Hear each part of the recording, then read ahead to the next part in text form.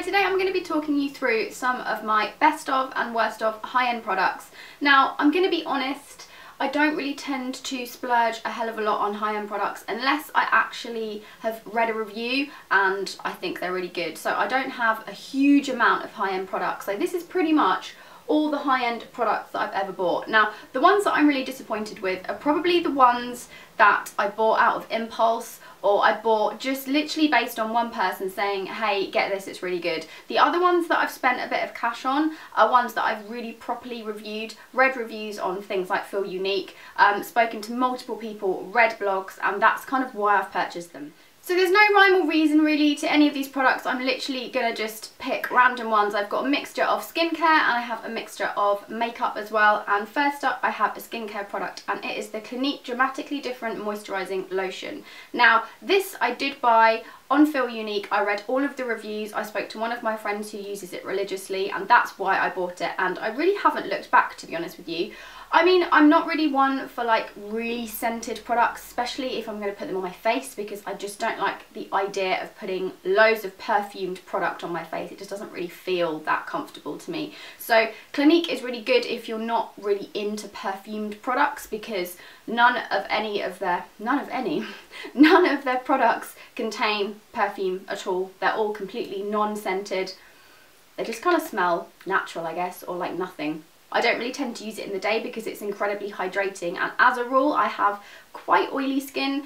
However, I do like to make sure that my oily skin is still hydrated, so that's why I use this, and I use it every night, and I mix it up with another product which I'm just about to explain to you. So my second favourite skincare product, which is relatively high-end, is by Clarins, and it is their Lotus Face Treatment Oil, and it's for oily to combination skin. Now I know I've spoken about this before, and I also know that it seems a little bit weird to put oil on your skin if you have oily skin, but I can tell you this really works.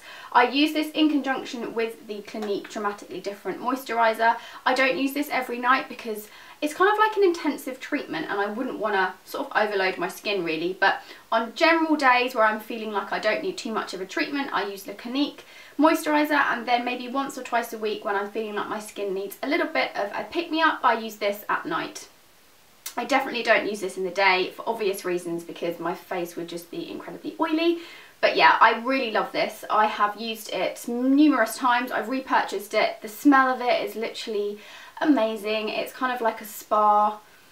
And although I said I don't like putting things that are scented on my face, if I'm going to put anything on my face, it would be something like this, which is by Clarins, because the Clarins scents, they just kind of smell natural and they're not too, I don't know, I can't really explain it. It's kind of like you're at a spa, and I think that scent is quite, it's not too offensive and it doesn't make you feel like you're putting something really kind of nasty on your face. So yeah, another one of my high-end favourites. Moving on to more makeup-y bits, I have the NARS Radiant Cream Concealer. Yeah, I really love using this. I have another product in this collection by NARS which I really don't enjoy using, so it's not a brand thing at all. I think in terms of things that I love and things that I don't love, it's all about the actual product itself, not about the brand. I don't have any bad opinions on brands in general. Now this, I find it's really perfect for the summertime because the shades of NARS, they don't kind of match my skin tone that well. So when the summer comes around, I find I actually get a lot more wear out of this because of the kind of shade that it is. It's a little bit darker than my natural skin tone and it's a lot warmer. And when my skin is a little bit more tanned, this just really works fantastically well. I even managed to use it as pretty much a complete foundation, if I'm being honest. The staying power is amazing. It doesn't crease. And yeah, it blends out perfectly. I just really enjoy using it. I mean, I can't use it during the colder months just because the colour match just isn't right. But the whole way through summer, this is the only concealer I use. So another high-end favourite of mine is the Too Faced Primed and Poreless Powder. Now I have another kind of finely milled powder which I'm really not as much of a fan of, which I'll speak to you about in a second. But I got this one from my friend in America. She sent it over to me because I heard everyone raving about it and I just really wanted to give it a go. I really enjoy using this. It's so finely milled that you just really don't notice this on your face at all. It's kind of a slightly yellow tint and I just think that helps with like highlighting your face. I don't find that it's really kind of powdery. It doesn't pick up all of the hairs all over your face, and it just really keeps me matte for the majority of the day. Yeah, I think I've kind of found like my holy grail powder, and this stuff is just, it's good. So speaking of holy grail products, my all-time favourite foundation, I don't think I'm really ever going to try anything else if I'm being completely honest with you, is the Estee Lauder Double Wear Light Foundation. This is just, yeah, I don't know, it just really works for me. The colour match is perfect. I'm actually going to go, when I go on holiday again in September, I'm going to get the slightly darker one when I come back off the plane, just because I want to be able to have one for summertime and one for kind of winter months. This is like the third one I think I've had, and it's almost run out, so I'm going to have to get my normal everyday colour back again as well, which is annoying because I'm going to have to spend like £70 on foundation, which is not good, but tax-free I guess at Gatwick Airport, and it's worth it because I just haven't found another foundation that works for me the way that this does. It keeps me pretty much oil free all day, it's not too heavy, it kind of gives a really glowing kind of feel to your face.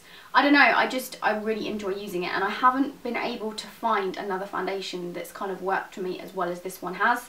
So yeah, a definite good high-end purchase. So moving on to more eyeshadowy kind of stuff, I have the Lorac Pro palette. This is just, I've got so many palettes, and all of my high-end palettes I absolutely love. I don't have a high-end palette that I don't enjoy using. The Stila palettes are amazing. I have the Naked palettes, which I love. And this is just literally a random pick, really. I mean, it's not, yeah. I just randomly picked it out of all of my high-end palettes. And I'm going to be honest, when it comes to eyeshadows, other than a few mono shadows that I've got from Makeup Revolution, I just think high-end, it kind of pays off. I don't know, that's kind of my own personal opinion, don't get me wrong. Like I said, I've got a couple of Makeup Revolution eyeshadows I use every day and I really love, but there is a massive difference in terms of the actual pigmentation and the formula of high-end eyeshadows, I think personally. And my Naked palettes and the Stila one and this Lorac Pro one, just, yeah, I couldn't really live without them. I just think the actual colours are really cute. They're really different. There's some really sweet colours here, like the Garnet one, which I just think is a little bit different. I like Slate as well. Yeah, I mean, the other thing I love about this is the fact that you have a load of matte shades and a load of shimmer shades, and there's not really many palettes that have that. I mean, you get like the odd sort of matte shade with a load of shimmers, and it's just kind of nice to have equal amounts of matte to shimmer.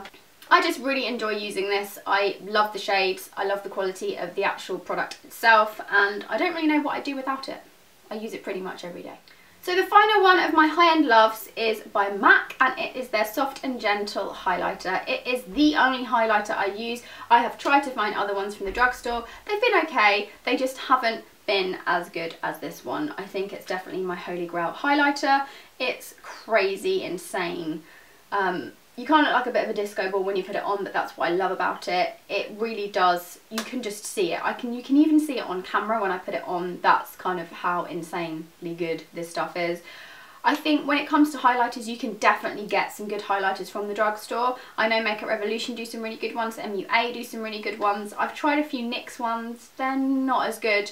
I do think the likes of like the Becca highlighters, the Mary Luminizer, sometimes I think it's just worthwhile paying that little bit extra if you want like a really good highlighter that's going to stay on all day and give you that kind of strobing effect that a lot of people sort of want to go for. I personally like quite an intense highlighter. I'm not really one for, I don't know, I think if you're gonna go for it, you've got to just go for it.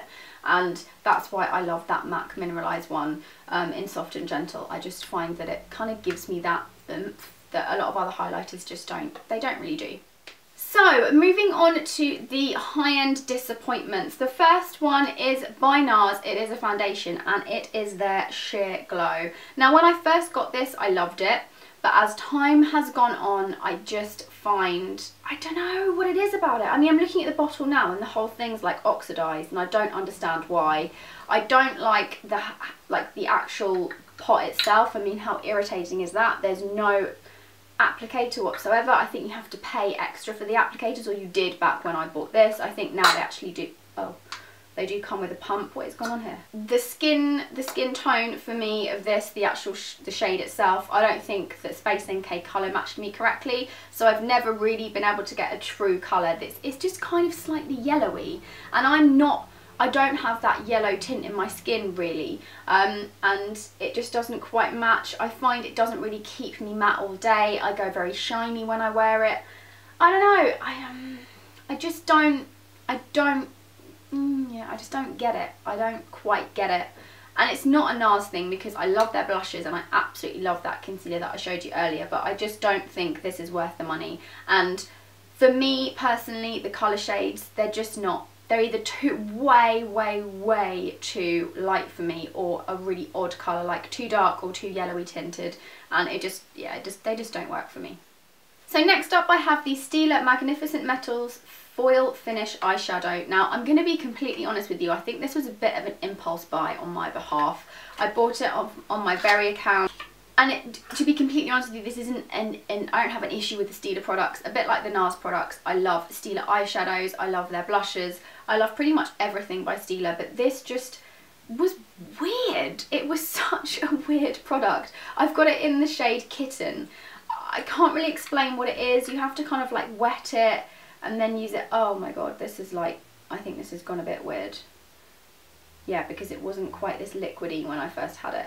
But yeah, maybe this is the kind of thing that I could use for like a party or like a club night or Pride, which I'm going out for next weekend, possibly. But the whole premise of it was, I don't know, I can't describe it, but I wish I could show you this texture in person. It's kind of gloopy and strange, and the actual colouring itself is kind of what, it reminds me of when I used to go and shop for makeup when I was about 11 and I wanted the most glittery eyeshadow, and I went to Barry M and just went crazy in the Barry M aisle. I just don't really get it, and the actual formulation is weird. Really weird, and I just can't quite get my head around it. Next up I have a bit of a weird one. I think a lot of people are going to be like, are you serious? But I have some YSL lipsticks. I'm a little bit nervous to say that I don't like these, but to be completely honest with you, I bought these because I'd never used a high-end lipstick before, ever, and I'd heard some really good things about these. Maybe it's just the formulas that I've got, but I just find them so sheer. Like, this doesn't stay on. Like, I could have one drink and it's gone. Exactly the same with this one as well, which is a different shade entirely, kind of not. In fact, it's pretty similar to this one. It's just that this one's a little bit more peachy and the other one is a little bit more pink. So yeah, I have the Rouge Per Couture here, which is the square box one, and then I have the Volupte, the Rouge Volupte, which is the circular box. I know I'm calling them boxes, they're kind of not boxes, but you get what I mean. I just find them sheer. I don't find they last very long at all. I can have one drink and they're gone.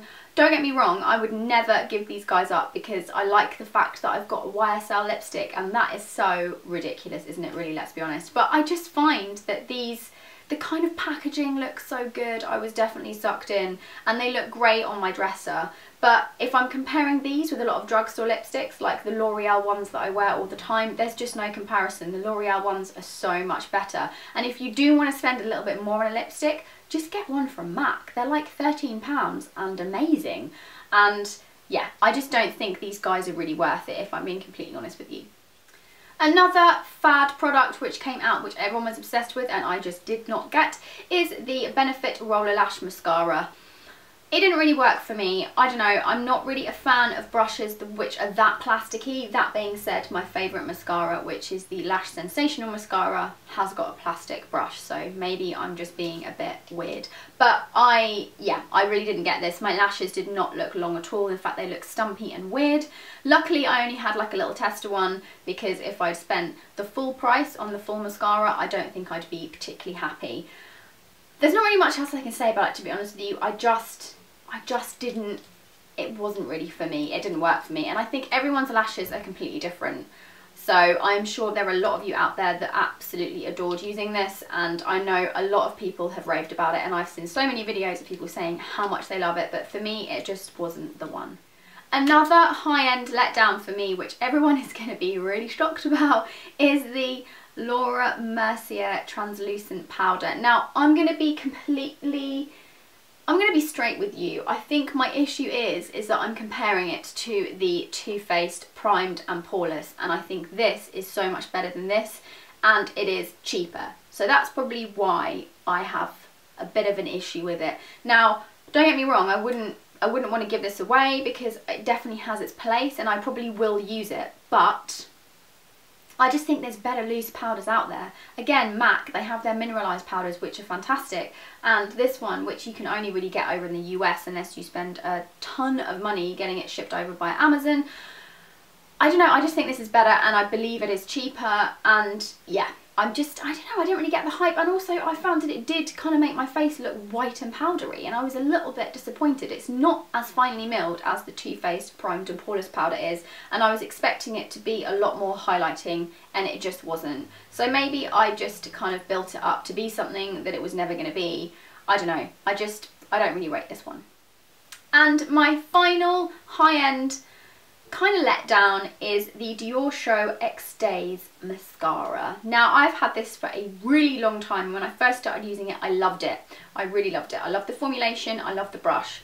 My major issue with it was that it A, dried out incredibly quickly, and B, got really clumpy really quickly. It is a pain to apply. I found that I had to specifically go out and purchase myself an eyelash brush so I could actually separate my lashes when I was wearing this, and that's not the point in a mascara. The mascara is supposed to be a brush with mascara on it. It's not supposed to be a mascara that you then have to try and brush through and make your lashes look great. I don't know, I found this too heavy. It was way too heavy, and the actual brush bristles weren't long enough to completely like separate the lashes. And yeah, I just wasn't a massive fan of this, and I'm really sad because when I first got it, I absolutely loved it. I really did, like, I was obsessed with it. And then as time went on, it just didn't last, and I found that it just got too thick too quickly and started to dry out too quickly. And I should probably get rid of this one, but I don't really want to because I feel bad. And there is still so much left of it, and I'm secretly hoping that I could maybe, I don't know, maybe I could like salvage it. I don't think it's gonna happen though, I'm gonna be honest.